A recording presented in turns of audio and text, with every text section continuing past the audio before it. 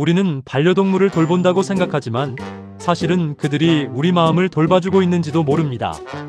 농림축산식품부에 따르면 2025년 기준 우리나라 반려동물 양육 가구 비율은 29.2%, 역대 최고치입니다. 국민 셋 중 하나가 반려동물과 함께 살고 있다는 뜻이죠. 우선 우리가 키우는 반려동물 얼마나 다양한지 아세요? 강아지, 고양이는 기본이고요. 토끼, 햄스터, 기니피그, 앵무새, 거북이, 이구아나, 열대어, 심지어 대형 거미 타란툴라까지. 자, 가장 짧게 사는 반려동물은 누구일까요? 바로 햄스터입니다. 평균 수명 고작 2년에서 3년. 눈 깜짝할 사이에 무지개 다리를 건너죠. 가장 오래 사는 반려동물은 단연 거북이. 일부 종은 무려 50년, 조건이 좋으면 100년 이상도 삽니다.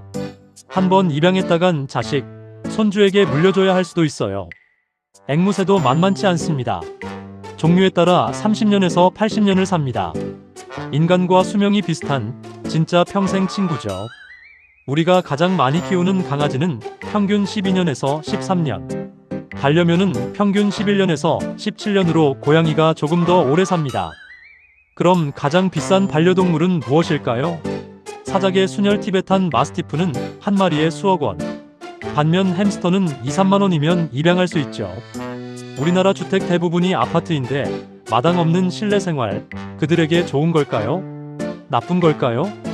좋은 점은 첫째, 안전합니다. 교통사고, 포식자, 전염병 위험이 현저히 낮아집니다. 실제로 실내에서만 사는 고양이의 평균 수명은 12년에서 17년인 반면 야외 활동이 많은 고양이는 평균 5년에서 7년에 불과합니다. 둘째, 규칙적인 식사와 체계적인 건강관리가 가능합니다. 하지만 실내 생활만이 능사는 아닙니다. 운동 부족이 가장 큰 문제입니다. 좁은 공간에 갇혀 있으면 비만, 관절 질환, 심장병 위험이 올라갑니다. 국내 반려견의 비만율은 약 40%. 정서적으로도 고립될 수 있습니다. 홀로 집에 오래 남겨지는 반려동물은 분리불안, 우울, 과잉 행동을 보입니다. 강아지가 집을 부수거나 고양이가 이유 없이 물건을 밀어 떨어뜨리는 이유가 여기 있습니다. 실내 생활은 안전은 주지만 행복은 보호자가 채워줘야 합니다. 자, 반려동물과 함께 사는 것이 우리 인간의 몸과 마음에 어떤 변화를 만들까요? 첫째, 심혈관 건강이 좋아진다. 미국 심장협회의 HA에서 공식 성명으로 밝혔습니다. 반려견 보호자는 그렇지 않은 사람보다 심장마비 후 생존율이 높고 혈압과 콜레스테롤 수치가 낮은 경향을 보입니다. 이유가 뭘까요? 운동하기 싫어도 강아지 눈빛 앞에서는 버티기 어렵죠. 반려동물이 최고의 퍼스널 트레이너인 셈입니다. 둘째, 스트레스 호르몬이 줄어든다.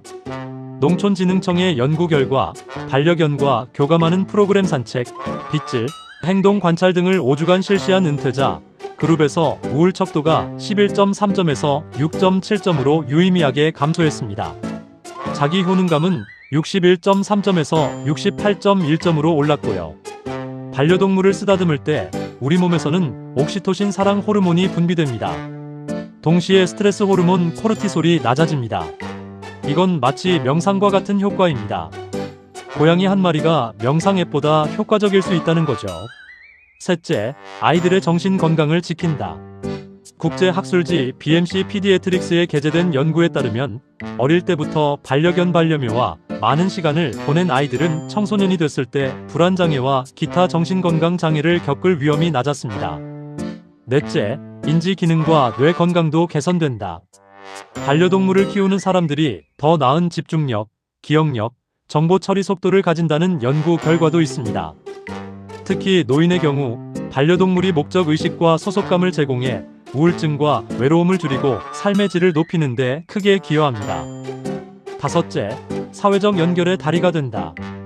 반려동물은 사회적 촉매제 역할을 합니다. 강아지를 데리고 공원에 나가면 낯선 사람과도 자연스럽게 대화가 시작됩니다. 고독이 건강을 해치는 시대에 반려동물은 사람과 사람을 잇는 통로입니다. 물론 반려동물이 마냥 좋기만 한 건 아닙니다. 저희 집 9살짜리 고양이는 하루 건너 구토를 합니다. 5살짜리 녀석은 응가를 모래로 덮지 않습니다. 어떤 때는 모래상자 밖으로 차내기도 합니다. 알레르기와 호흡기 문제, 반려동물 털과 비듬은 알레르기 비염, 천식을 악화시킬 수 있습니다. 특히 면역이 약한 영유아와 노인이 있는 가정은 주의가 필요합니다. 집, 학교, 직장 세상 천지가 녀석들 털입니다. 인수공통 감염병 위험, 살모넬라, 톡소플라즈마 등 동물에서 사람으로 전파될 수 있는 감염병이 있습니다. 정기 예방접종과 위생관리가 필수입니다. 경제적 부담, 국내 반려동물 시장은 2022년 62억 달러에서 2032년 152억 달러 규모로 성장할 전망입니다.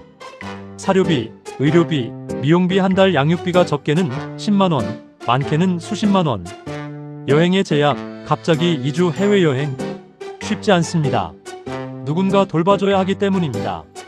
돌봐주는 업체에 맡기면 거의 데리고 여행하는 경비만큼 돈이 들지요.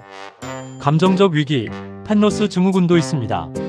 반려동물이 죽었을 때 찾아오는 극심한 상실감은 실제 임상적 우울증으로 이어질 수 있습니다. 5달 전에 키우던 개를 떠나보냈는데 두세 달은 많이 울었습니다.